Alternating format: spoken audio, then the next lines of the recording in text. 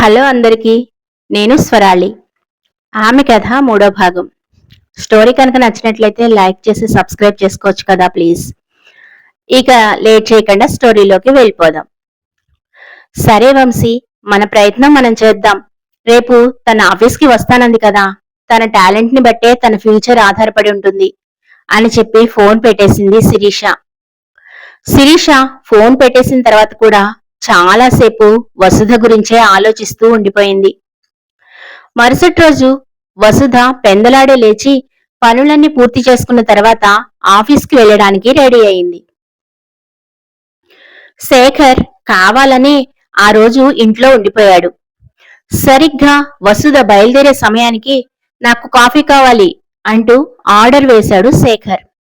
వసుధ fast గా అతనికి coffee కలిపి తీసుకువచ్చి అక్కడ పెట్టి అతనితో ఏమీ మాట్లాడకుండానే తన ఫైల్స్ తీసుకొని బయలుదేరింది. అలా తనని నిర్లక్ష్యం చేయడంతో శేఖర్ కి తన ఇగో దెబ్బతిన్నట్లుగా అనిపించింది. కోపంగా, ఏయ్ ఎక్కడికి వెళ్తున్నావు, చెప్పేళ్లే పనిలేదా అని కోపంగా అడిగాడు. ఇప్పుడు మీకు నాకు ఏ సంబంధం లేదు, మీకు చెప్పాల్సిన అవసరం నాకు లేదు. విడాకుల పేపర్ పైన సంతకం పెట్టినప్పుడే మన బంధం తెగిపోయింది. అయినా ప్రస్తుతానికి ఒకే ఇంటిలో ఉంటున్నాం కాబట్టి చెబుతున్నా. నేను జాబ్ చేయాలి అనుకుంటున్నా, ఆ పని మీదనే వెళ్తున్నాను. ఈ ఇన్ఫర్మేషన్ చాలు అని అనుకుంటున్నా అని చాలా కూల్గా చెప్పింది వసుధ. ఆమె మాటలకు శేఖర్ పెద్దగా నవ్వుతూ, నీకు ఉద్యోగం వచ్చే పనికి మాలిన వెధవ ఎవరుంటారు? ఏదో నాలుగిళ్లలో పాచి పని చేసుకోవడానికి తప్పితే నువ్వు దేనికి పనికిరావు. అదేదో మన ఇంట్లోనే చేయొచ్చు కదా. వేళకి ఇంత తిండి పడేస్తూనే ఉన్నాను కదా, అనవసరంగా రోడ్డు మీద పడ్డం దేనికి అని చాలా వెటకారంగా మాట్లాడాడు శేఖర్. శేఖర్ మాట్లాడిన మాటలకు వసుధకి కోపం రాలేదు. అతనికి సమాధానం ఇవ్వాలని కూడా అనిపించలేదు. ఎందుకంటే ఇంకా ఆమె ప్రూవ్ చేసుకోలేదు. ఎంతవరకు నిలబడగలుగుతుందో తెలియదు. ముందే ఎందుకు మాటలు దొరలాలి అన్న ఉద్దేశంతోటి ఆమె ఏమీ మాట్లాడకుండా సైలెంట్ గా ఉండిపోయింది. ఆమె అలా సైలెంట్ గా ఉండడం చూసి శేఖర్ మరింతగా రెచ్చిపోయాడు. ఏంటి, నేను చెప్పిన ఆఫర్ గురించి ఆలోచిస్తున్నావా? కావాలి అంటే నెలకి ఇంత అని పని మనిషిలాగా జీతం కూడా తీసుకో, నాకేం అభ్యంతరం లేదు. పాపం నీకు కూడా అవసరాలుంటాయి కదా. 1000-2000 పడేస్తాను. ఇప్పుడు ఉత్తగా తింటున్నావు, ఇక మీదటి జీతం కూడా తీసుకుంటావు, అంతే తేడా. ఏంటి, నా ఆఫర్ నీకు నచ్చిందా అని వెటకారంగా అన్నాడు శేఖర్. చూడండి, నేను ఇన్ని రోజులు ఉత్తగా మీ ఇంట్లో పడి తినలేదు. దానికి తగ్గట్టుగా ఇంటి పని చేశాను. ఇక మీదట మీ మీద ఆధారపడాలి అని నేను అనుకోవడం లేదు. నా కాళ్ళ మీద నేను నిలబడాలి అనుకుంటున్నాను. ఒకవేళ పాచి పని చేసి బతకాల్సిన అవసరమే వచ్చినా ఈ ఇంట్లో మాత్రం చెయ్యను. అదొక్కటి గుర్తుపెట్టుకుంటే చాలు అని చెప్పి విసురుగా బయటికి వెళ్లిపోయింది వసుధ. వసుధకి అంత కాన్ఫిడెన్స్ ఎందుకో శేఖర్కి అర్థం కాలేదు. అసలు ఆమె గురించి ఏ రోజైనా తెలుసుకోవాలి అని ప్రయత్నం చేసి ఉంటే ఆమెలో ఉన్న టాలెంట్ ఏంటో తెలిసుండేది. ఆ ఇంట్లో కూడా అడుగడుగునా వసుధ డెకరేట్ చేసిన వస్తువులు కనీసం పరిశీలనగా చూసి ఉంటే ఆమెలో అంతర్లీనంగా దాగి ఉన్న టాలెంట్ అతనికి అర్థమై ఉండేది. ఇంటికొచ్చిన వాళ్ళు కూడా వసుధని మెచ్చుకుంటున్నప్పుడు వాళ్ల ముందు కూడా చాలా చులకనగా చేసి తిని కూర్చుని నా డబ్బులు ఎలా ఖర్చు పెట్టాలో ఆలోచిస్తూ ఉంటుంది, అందుకే అవన్నీ చేస్తుంది అని అంటాడే కాని ఆమెలో ఉన్న కళని అతను ఏ రోజు గుర్తించలేకపోయాడు. వసుధ బయటకు వెళ్లి ఆటో కోసం చూస్తూ నిలబడినంతలోనే ఆమె ముందుకి ఒక కారు వచ్చి ఆగింది. మేడం, వంశీ సార్ మిమ్మల్ని తీసుకురమ్మని కారు పంపించారు అని వినయంగా చెప్పాడు కారు డ్రైవర్. ఒక్క క్షణం వసుధకి అది నిజమో అబద్ధమో అర్థం కాలేదు. అందుకే వెంటనే శిరీషకి కాల్ చేసింది. శిరీష కూడా ఆ కారు వంశీయే పంపించాడు అని చెప్పడంతో ఇక అనుమానించకుండా కారులో ఆఫీస్కి వెళ్ళింది వసుధ. ఆఫీసులో అడుగు పెట్టగానే ముందు రిసెప్షన్ దగ్గరికి వెళ్లి తనను తాను పరిచయం చేసుకుంది. జాబ్ కోసం వచ్చాను అని చెప్పింది. వంశీ ముందుగానే రిసెప్షనిస్ట్ కి చెప్పి ఉంచడంతో ఆమె వసుధని కొద్దిసేపు వెయిటింగ్ రూమ్ లో వెయిట్ చేయమని చెప్పింది. అప్పటికి ఇంకా వంశీ రాలేదు. వసుధ ఆఫీస్కు వచ్చిన విషయం తెలుసుకొని తన అసిస్టెంట్ రీటాకి కాల్ చేసి వసుధకి వర్క్ గురించి ఎక్స్ప్లెయిన్ చేయమని చెప్పాడు. వంశీ ఎవరి గురించి అంత కేరింగ్ గా చెప్పడం అప్పటి వరకు రీటా చూడలేదు. అందుకే ఆ పర్సన్ ఎవరా అని క్యూరియాసిటీ తోటి వెళ్లి వెయిటింగ్ హాల్లోకి వచ్చింది రీటా. అక్కడ వసుధని చూడగానే ఈవిడి కోసమా ఇంత హడావిడి చేస్తున్నాడు బాసు అని చాలా చీప్ గా తన మనసులో తనే అనుకుంది రీటా. వసుధ రీటాని చూడగానే కొంచెం బెరుకుగా లేచి నిలబడింది. క్రియేటివ్ డిజైనర్ పోస్ట్ కోసం వచ్చింది నువ్వేనా అంటూ ఏకవచనంలో సంబోధించింది రీటా. అవునండి, వంశీ రమ్మన్నారు అని మర్యాదగానే సమాధానం చెప్పింది వసుధ. అవునవును, నాకు కూడా చెప్పారు. నీకు ఈరోజు ట్రైనింగ్ ఇమ్మని చెప్పారు. నా క్యాబిన్లోకి పద అంటూ ముందుకు నడిచింది రీటా. ఆమెను అనుసరించింది వసుధ. వసుధ కోసం అని చెప్పిన ఒక ల్యాప్టాప్ ఆమె ముందు పెట్టి, దీనిని ల్యాప్టాప్ అంటారు. నీకు టెక్నికల్ నాలెడ్జ్ ఉందా? అది కూడా నేనే నేర్పించాలా అని విసుగ్గా అడిగింది రీటా. తెలుసండి, కాకపోతే అప్డేటెడ్ వెర్షన్స్ ఏముంటాయో అవి కొంచెం చెప్తే సరిపోతుంది. డిజైనింగ్ ఫీల్డ్ కి సంబంధించి కొంచెం నాలెడ్జ్ ఉంది, కానీ టూల్స్ ఏమి వాడాలి అనేది మాత్రం అంతగా ఐడియా లేదు అని జెన్యూన్ గా చెప్పింది వసుధ.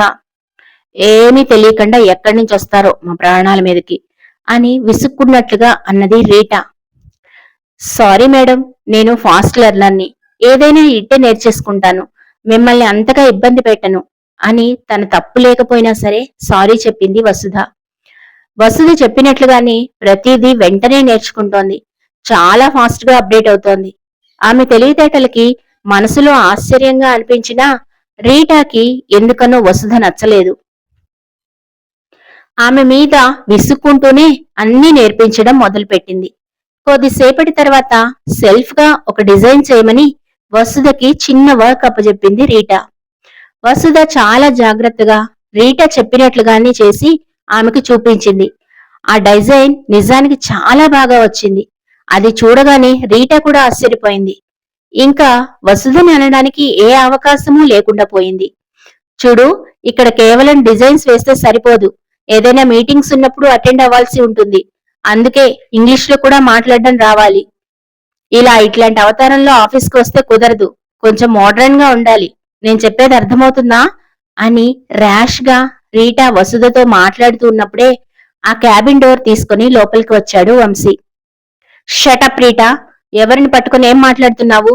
తనకు తెలిసిన కల్చర్లో కనీసం కొంచెం కూడా నీకు తెలియదు. నేను ముందే చెప్పాను, తను నాకు చాలా ఇంపార్టెంట్ పర్సన్ అని. ఎందుకలా అవమానిస్తున్నావు? నేను ఇందాక నుంచి చూస్తూనే ఉన్నాను. నీ ఇష్టం వచ్చినట్లు ప్రవర్తిస్తున్నావేంటి? నిన్ను ఇప్పుడే జాబ్ నుంచి ఫైర్ చేస్తున్నాను. గెట్ అవుట్ ఫ్రమ్ హియర్ అని కోపంగా అన్నాడు వంశీ. ఆ మాటకి రీటాకి తల తిరిగినట్లుగా అనిపించింది. ఇంత చిన్న విషయానికే బాస్ తనని ఫైర్ చేస్తారని అస్సలు అనుకోలేదు. వెంటనే అతనికి సారీ చెప్పడం మొదలుపెట్టింది రీటా. సార్, సారీ సార్, నేను కంపెనీ గురించి ఆలోచించి తనకి మంచిగా పర్ఫెక్ట్ గా నేర్పించాలి అనుకున్నాను. అంతేకాని ఇందులో నా స్వార్థం ఏమీ లేదు. దయచేసి నన్ను జాబ్లోంచి తీసేయకండి. అసలే కష్టాల్లో ఉన్నాను అంటూ బతిమిలాడ్డం మొదలుపెట్టింది రీటా. వసుధకి అక్కడ ఉన్న పరిస్థితి చూస్తుంటే చాలా ఇబ్బందిగా అనిపించింది. ఆ సిచ్యువేషన్ లో ఆమె ఏమీ మాట్లాడలేక మౌనంగా ఉండిపోయింది. రీటా వసుధతో కనీసం నువ్వైనా చెప్పు ప్లీజ్ అంటూ బతిమిలాడుకోవడం మొదలుపెట్టింది. నువ్వు కాదు, మేడం అని పిలవాలి తనని. కాల్ హర్ మేడం అని ఆర్డర్ వేసినట్టే చెప్పాడు వంశీ. సారీ సారీ మేడం, మనస్ఫూర్తిగా సారీ చెప్తున్నాను. నన్ను జాబ్లోంచి తీసేయొద్దు అని మీరైనా చెప్పండి అంటూ మరోసారి బతిమిలాడుకుంది రీటా.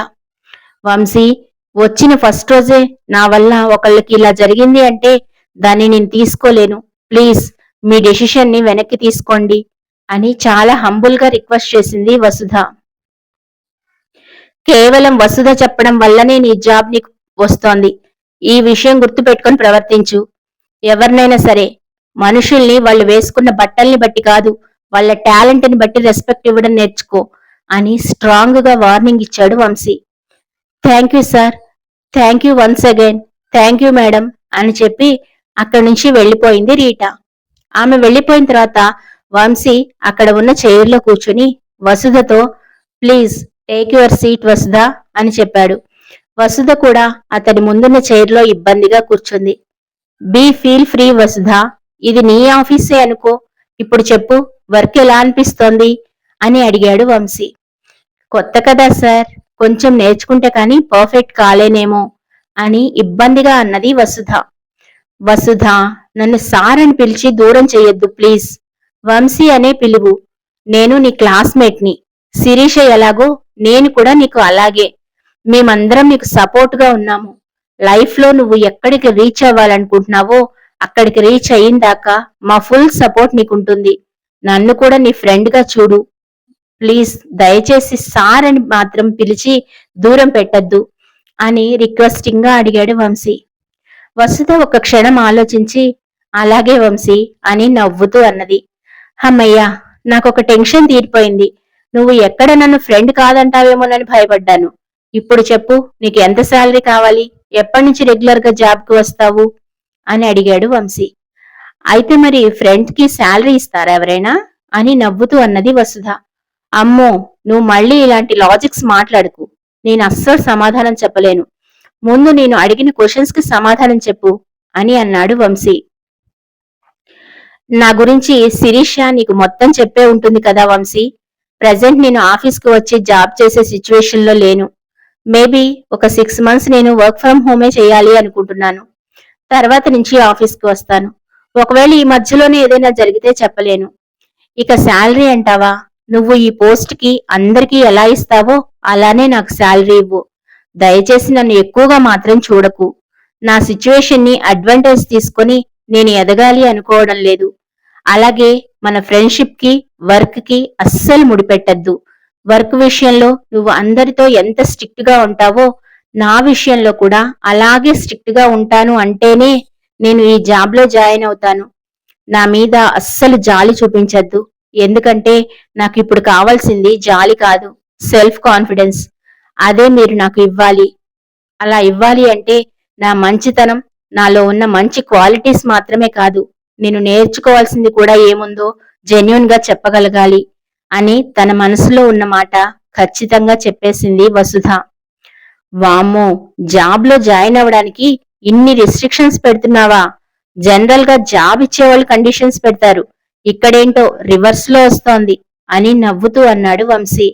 వంశీతో పాటు తను కూడా స్వచ్ఛంగా నవ్వింది వసుధ చాలా రోజుల తర్వాత. స్టోరీ కనుక నచ్చినట్లయితే లైక్ చేసి సపోర్ట్ చేయొచ్చు కదా ప్లీజ్.